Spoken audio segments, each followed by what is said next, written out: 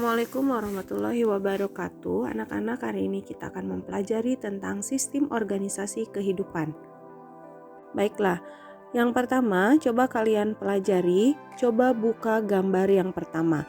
Di sini ada hierarki kehidupan, di antaranya ada sel, jaringan, organ, sistem organ, dan organisme. Apa itu hierarki kehidupan? Di sini hierarki kehidupan itu adalah tingkatan kehidupan yang dimulai dari molekul adalah yang terkecil, kemudian sel, kemudian jaringan, organ, sistem organ, organisme. Apa itu sel? Sel adalah unit struktural dan fungsional terkecil dari makhluk hidup yang ukurannya sangat kecil, sehingga tidak dapat dilihat oleh mata secara langsung. Sel merupakan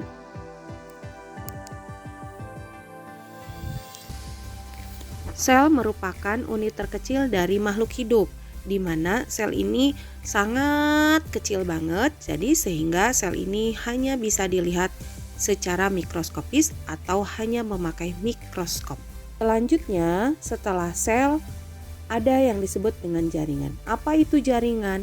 Jaringan ini merupakan kumpulan dari sel, atau kalau sel-sel berkumpul itu membentuk sebuah jaringan. Selanjutnya ada yang disebut dengan organ. Organ ini merupakan kumpulan dari beberapa jaringan yang memiliki fungsi yang sama. Jadi, jaringan-jaringan berkumpul membentuk sebuah organ. Contoh dari organ, misalnya kamu memiliki lambung, ada yang disebut dengan usus, ada yang disebut dengan ginjal, jantung, hati, pankreas, dan lain-lain. Satu contoh organ-organ ini dapat berkumpul selanjutnya membentuk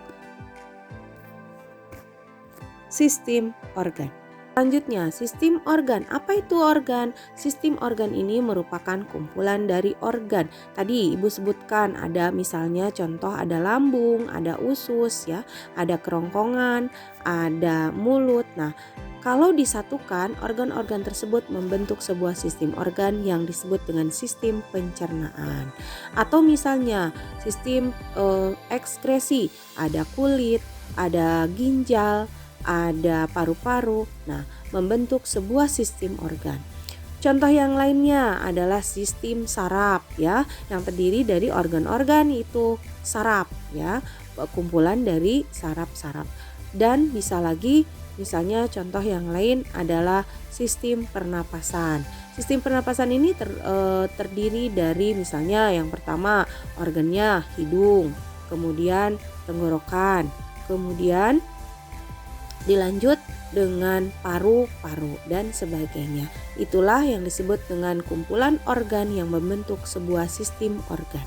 Selanjutnya, setelah sistem organ ini berkumpul ya dari sistem organ. Misalnya tadi ada pencernaan, sistem organ pernafasan, sistem organ ekskresi, ada pembuluh darah, ada dan lain-lain. Ini membentuk sebuah organisme atau yang disebut dengan individu.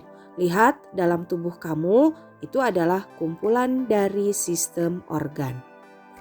Jadi hierarki kehidupan ini dimulai dari yang paling kecil yaitu sel, kemudian membentuk jaringan. Jaringan yang memiliki fungsi yang sama membentuk sebuah organ. Organ-organ berkumpul membentuk sebuah sistem organ, dan sistem organ berkumpul membentuk sebuah organisme atau individu. Ya, selanjutnya kemarin kalian sudah menjelaskan atau sudah memahami tentang perbedaan antara sel prokaryotik dengan sel eukaryotik. Baik, kita bahas ya, apa itu perbedaan dari sel prokaryotik dengan sel eukaryotik. Coba kamu perhatikan dari tugas yang Ibu sudah jelaskan atau sudah Ibu berikan, apa perbedaan dari sel prokaryotik dan sel eukaryotik. Lihat gambar yang Ibu tayangkan. Sel prokaryotik sering dianggap sebagai sel yang sederhana karena tidak memiliki nukleus. Materi intinya atau DNA terkonsentrasi pada suatu daerah yang disebut dengan nukleolin. Sel ini ditemukan pada kingdom Monera seperti bakteri dan alga biru. Kemudian sel prokariotik ini mempunyai ukuran yang lebih kecil atau kurang lebih 1/10-nya dibandingkan dengan sel eukariotik. Sel eukariotik ini dianggap sebagai sel yang sesungguhnya karena telah memiliki nukleus. Sel ini ditemukan pada fungi, tumbuhan, dan hewan. Pada sel eukariotik terdapat membran inti yang memisahkan DNA dan protein histon dari sitoplasma. Ya, selanjutnya, apa itu perbedaan antara sel prokariotik dan sel eukariotik bisa dilihat dari tabel yang Ibu tayangkan di sini. Di sana ada faktor pembandingnya, tempat terdapatnya sel prokariotik yaitu bakteri dan kainobakter. Sel eukariotik yaitu makhluk hidup bersel satu atau bersel banyak. Kemudian faktor pembanding yang kedua adalah ukuran selnya, di mana sel prokariotik umumnya kecil sedangkan sel eukariotik umumnya lebih besar daripada sel prokariotik. Yang ketiga, kapsul dan pilus. Sel prokariotik ada sedangkan sel eukariotik tidak ada. Kemudian faktor pembanding yang keempat adalah nukleus. Sel prokariotik tidak ada sedangkan sel eukariotik ada. Kemudian pembelahan sel. Untuk sel prokariotik ini amitosis, sedangkan sel eukariotik amitosis, mitosis, dan meiosis. Nanti kalian akan mempelajari pembelahan sel ini di selanjutnya. Fiksasi nitrogen untuk prokariotik beberapa jenis dapat melakukannya, sedangkan sel eukariotik tidak dapat melakukannya. Untuk sitoplasma, sel prokariotik tidak terdapat di sitoskeleton, sedangkan sel eukariotik terdapat. Untuk DNA, prokariotik berbentuk sirkuler tanpa bungkus dan tanpa protein histon, sedangkan sel eukariotik berbentuk X atau V terbungkus dan ada histonnya. Dan organel yang terakhir adalah prokariotik tidak memiliki organel yang dilapisi oleh suatu membran rangkap, sedangkan sel eukariotik adalah organel yang dilapisi oleh suatu membran rangkap. Baik, sekarang kita lanjutkan dengan gambar yang sudah Ibu berikan tugas, di mana ada sel tumbuhan dan sel hewan. Baik, kalian silakan samakan persepsi dengan yang Ibu punya. Di sini sel tumbuhan nomor 1 itu adalah membran vakuola atau tonoplas.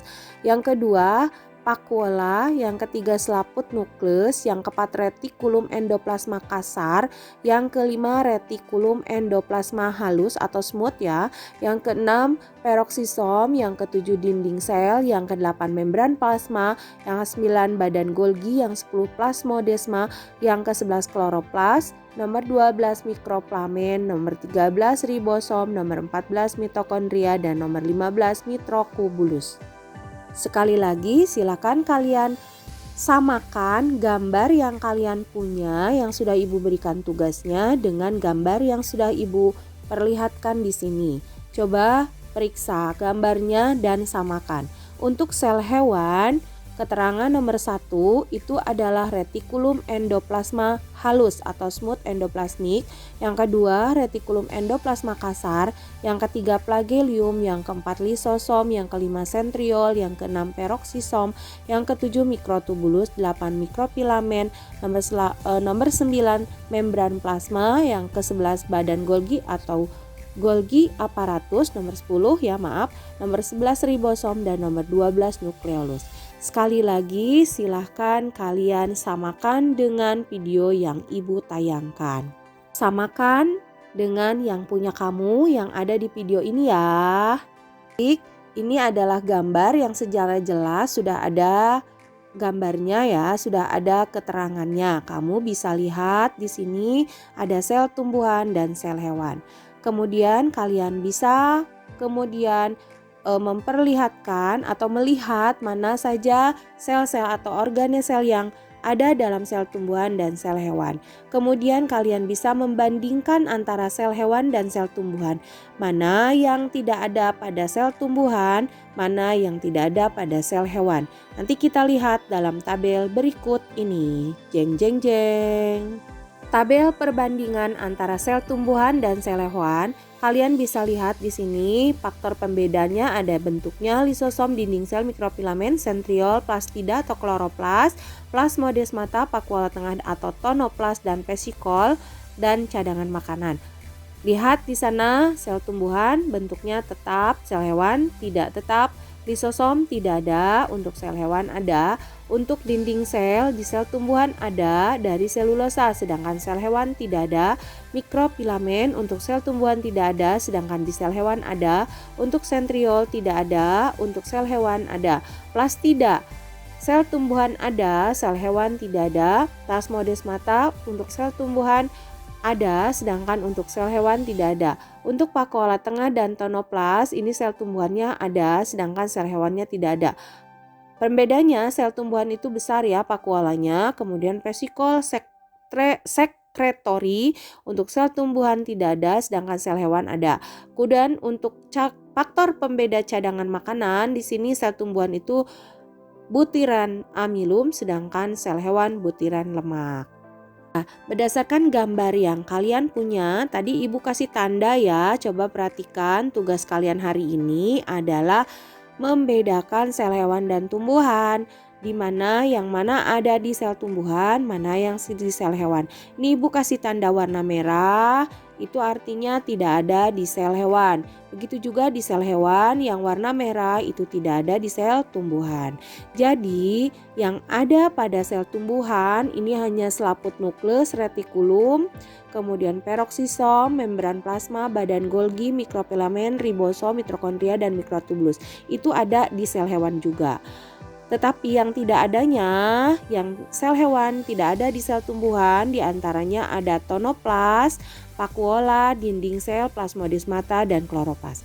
Kenapa? Salah satu contoh dinding sel atau kloroplas itu tidak ada di sel hewan. Contoh kloroplas. Kenapa kloroplas ini tidak ada di sel hewan? Salah satunya kloroplas ini adalah pabrik pembuat klorofil. Apa itu klorofil? Klorofil hanya ada di tumbuhan, yaitu zat hijau daun. Sama dengan sel hewan, flagelium, lisosom, dan sentriol hanya ada di sel hewan ya. Itu perbedaan dari sel hewan dan sel tumbuhan. Ingatkan, pahami, dan hafalkan. Yang terakhir dari materi hari ini adalah perbedaan antara sel hewan dan tumbuhan dapat dilihat dari sel yang ada atau tidak ada di sel hewan dan sel tumbuhan. Mereka sangat berbeda. Sekali lagi silakan kalian pahami kembali video yang sudah ibu buat hari ini. Terima kasih. Selanjutnya nanti kita akan lanjutkan dengan bagaimana sel ini terlihat dengan jelas di mikroskop. Selanjutnya, tugas selanjutnya adalah mempelajari mikroskop.